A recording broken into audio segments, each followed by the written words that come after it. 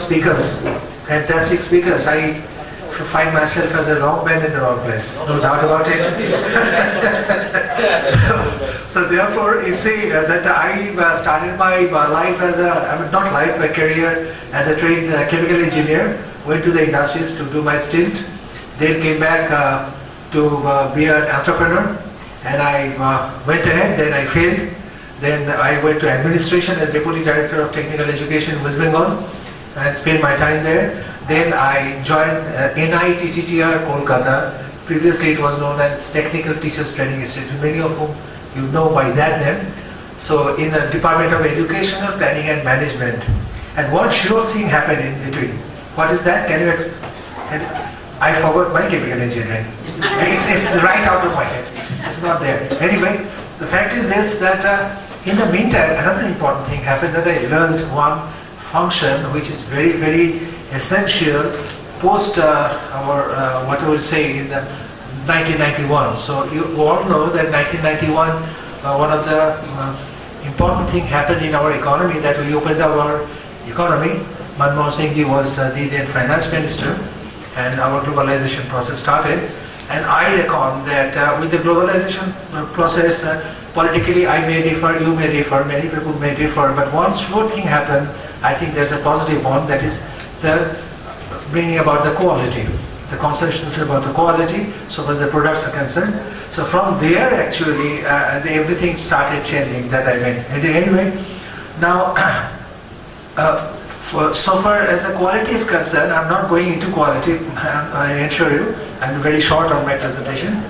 So one sure thing happened, that quality of product, quality of services, blah blah, all these things we know. There are fact books available on the market and many people have gone through it. But another thing that happened in between is that the quality of teaching learning system, quality of educational institutions. That actually came with the World Bank Assisted project that was initiated in 1991. Many of my old friends sitting here from the polytechnics who were actually part of that huge project that actually happened in 1991 till 2007. Anyway, so actually what we do in my institution, I'm going to explain. I've got a long presentation, but I will cut it short for you because lunch is waiting, looking at us, as a matter of fact. So as a matter of fact, the thing is this, that in this institute what we do is that we train. I am not inclined to call myself a teacher, because I'm inclined to call myself a trainer rather than a teacher. Because in this institute, I have come to learn one thing surely, that what is the difference between the training function and so far as the teaching function is. But in training function, teaching also happens, lecturing also happens, but anyway, there are a lot more differences. So I started learning it, and I saw that it's most important in these days, where actually Professor Sarangi and Professor Naik said value erosion kind of thing that is happening, that everybody knows that quality degradation, value addition, value degradation, everything happening all over the educational institutions, all over the educational system. So that is to be arrested, many people say, but how, we don't know really. However, so what we do in our institution is that we, apart from training, we do many other things. So therefore, to cut my presentation short, I will start with one of my selected friend, and I will start with that, and then come to another thing. Professor Mr. Agarwal has already said that we are next Tuesday we are entering into a MOU. We are signing an MOU. What exactly is all about, I will try to explain it briefly. Just give me a moment. Rather, 4 institutions are there.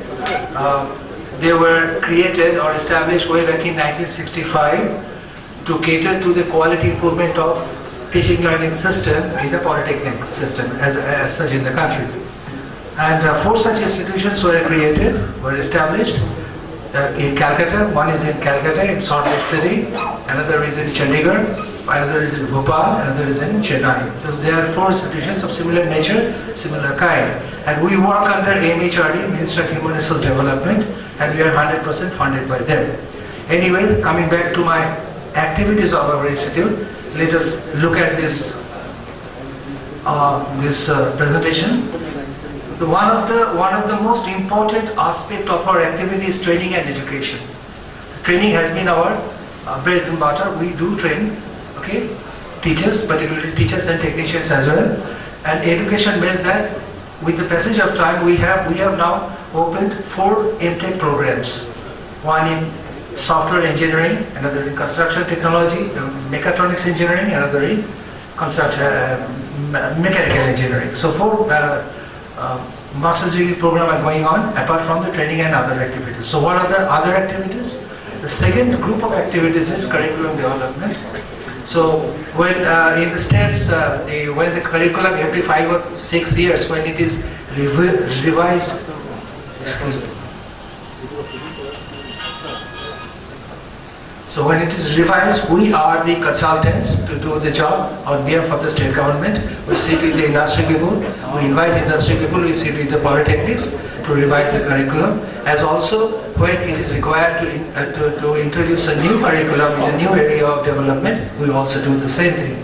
The third group of activity is known, we call it instructional material development.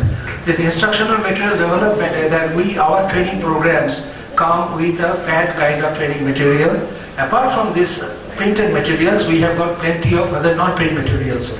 For example, we make 20 odd video films on educational subjects and themes every year, and those are projected over Gyandarshan channel. As you know, Gyandarshan channel is a free channel, and IITs also they have got a slot. We have also got a slot in the evening and morning. So these are some of the ideas. And another part of us is research and development. But here specifically, apart from the laboratory research, we do little of that, but we go for systemic research. Exactly, we have done a lot of research, but anyway, I don't have the time to narrate those stories. And the last one is extension services and consultancy. Many of the Government of India sponsored rural development programs are controlled by us. We monitor this. Those are being implemented through the polytechnics over the country. Okay? Now, hereby I won't go with this again. Let me come back. What are the new initiatives have been taken? Well, let me tell you my experience in the last 18 or 19 years, that our training programs are normally what we know as traditional contact mode, where you come, I go, or you come to me and I will train in the contact mode. But the fact of the matter is, as Professor Mantha has said, and we have gone through many documents, that there are thousands of teachers per se, they are coming into the system without having the capacity to being a teacher.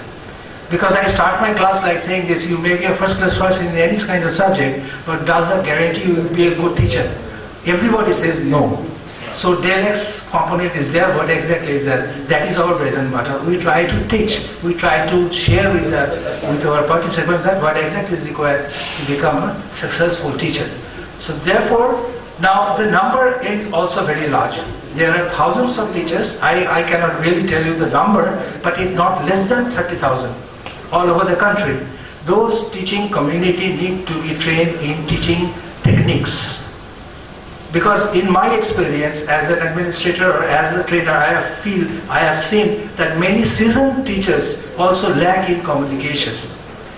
I have seen that because that is why that is one of our forte or one of our most strong areas, to give the teachers this idea that without the good communication you cannot be or remain a good teacher. It's impossible task. So there are many other areas in which we offer our training programs. I offer in management programs like say TQM in education, ISO 9000 in education, etc., many other things. Anyway, so now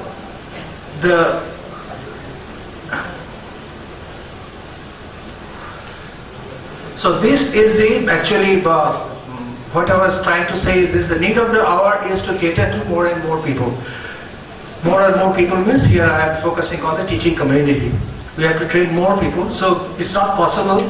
And one more information for many of you who might not know it, that we have got one of our extension centers in Chandrasekharpur, in the Girls Polytechnic campus. Now it is a government polytechnic, and another extension center in Guwahati city, again in the Girls Polytechnic campus. So in this extension centers, as also in our main center in Calcutta, we offer training. But not more than 2,200 trainings can be done in a year. We have seen over the years, over the period of 10 years. So the moot question, the next question comes to how to reach more and more people. Obvious answer is that through the internet. That is the ICT mode of training. So let me tell you with some kind of satisfaction that this ICT mode of training we had started way back in 2012 in the month of September, and more happily I would announce that your state, the Odisha state and West Bengal have been very significant. There have been very significant presence from your state. And till today, as I was informed by my colleague in the computer department, 20 institutes means here I am talking about polytechnics, they are connected with us through ICT. So next week, one of my colleagues is starting another training program. So my appeal to all of you, whosoever is present here, so go to your computer and take that course. And in order to do that, we take the help of eView software. Many of you might be knowing eView software. It was a software, it has been software that has been developed by Amrita University in collaboration with Bombay IIT, funded by NITTR. So that is freely downloadable. So we use this software, but some technical problems are still there because the bandwidth cannot be ensured all the time. However, so we use this and we have been doing this. This is one part. But apart from this, let me tell you another thing, that you all know that there are a lot of e-learning materials available on the web. NME ICT, this scheme and project everybody knows. So this, now the Ministry of MHRD, the other day we are having our video conferencing with our Joint Secretary, Mr. Praveen Prakash. He said that the Ministry wants integration of these e-learning materials with the curriculum of the engineering colleges as also those of the polytechnic institutions. Now the question was, how was it possible? So now they said that NITTR, that's my institution or a group of institutions, so 4 such institutions, happen to be existing in a kind of in-between. So they have said that there will be a MOU to be signed between the state authorities, state authority for the polytechnics. This MOU will be signed between the State Board of Technical Education or the gentleman who is controlling that, as also the Director of Technical Education. So I will sign for my institutions. But for the engineering college, similar project is open, still it's open. And for engineering colleges, for the government, the universities might come into the picture. So for example, we are approaching, just the last 2 days ago, I had a meeting with the Vice Chancellor of WBUT. A similar kind of meeting I'll be having next week with BPUT. So just to explore the possibility, if it is the similar kind of activity can be done also in the engineering colleges. But for the private, and another important thing is this, that this project is open for both the private and government polytechnics, as also it is true for the engineering colleges.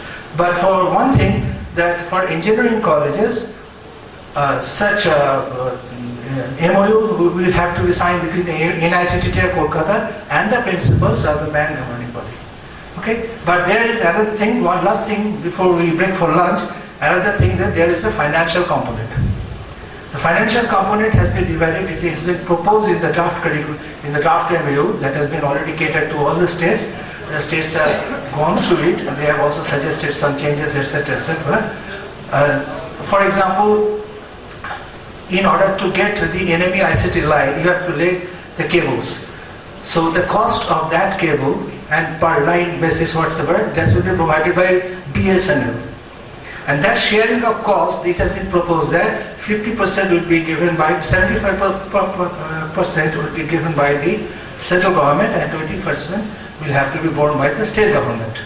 This is one part. Another cost component is there, which is, it is proposed under this scheme is that the teachers of the polytechnics and teachers of the engineering colleges will be given, to enable them to download those materials and do whatever is required, they will be given some gadgetaries. But the limit of that gadgetry is, in monetary valuation, is 20,000 rupees. So this 20,000 rupees will be divided 50-50 sharing. But there are some other issues that the northeastern states say that they have got NME ICT lines already, they are in the NME ICT project, but the sharing is 10 and 90. Okay, so these things are to be sorted out. It is a new proposal that have come. We are also studying, and the states are also studying. But just to give it a go by, green signal, just to take the first step, we are going to Tuesday, we are going on Tuesday to Delhi in presence of the MHRD Minister, Mr. Pallam Raju. Signature between TTTIs and different states in the country will happen. Those states who have actually come forward to say yes. So this is reality, and this story I wanted to share with you. And I believe that it is almost 2:30, so I am not lingering with this. Thank you very much for this opportunity.